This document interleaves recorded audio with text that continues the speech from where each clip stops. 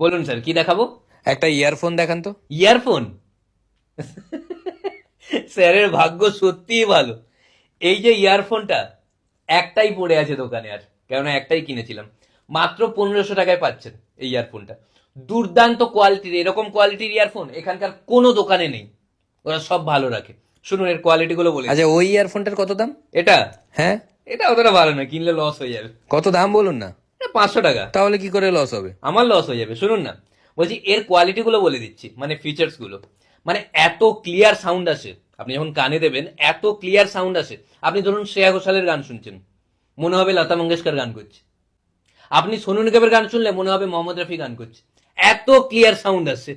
আপনি টনি কাক্কারের গান শুনলে মনেই হবে না কোনো গান শুনছেন, এত ক্লিয়ার সাউন্ড আসে। আচ্ছা, জল লাগলে মানে নষ্ট হয়ে যায় না তো? আরে এটা যা তা কোয়ালিটির নয়, এটা যে আপনাকে দিচ্ছি মানে ওয়াটার প্রুফ, মানে নদী, সমুদ্র, সুইমিং পুল যেখানেই যাবেন নষ্ট হবে না জল, এক ফোঁটা জল নষ্ট হবে না। আরেকটা বলে দিচ্ছি, ধরুন কানে পরে আপনি সুইমিং পুলের নিচে ডুবে গেলেন, বাইরের কোনো আওয়াজই পাবেন না, কোনো আওয়াজ পাবেন না।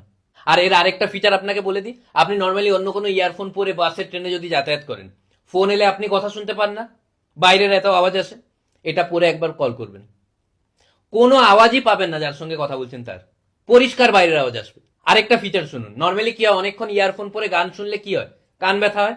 এটা পরে আপনি যত সময় গান শুনতে পারেন, বুঝতেই পারবেন না কানের ব্যথা, এত মাথা যন্ত্রণা করবে। আরেকটা ম্যাজিক্যাল ফিচার শুনুন, ধরুন আপনি গান শুনছেন ইয়ারফোন লাগিয়ে, আপনার মনে হচ্ছে একটা অন্য গান হলে ভালো হয়, আপনি শুধু ভাবছেন, ভাবলেই গান চেঞ্জ হয়ে যাবে। কি করে?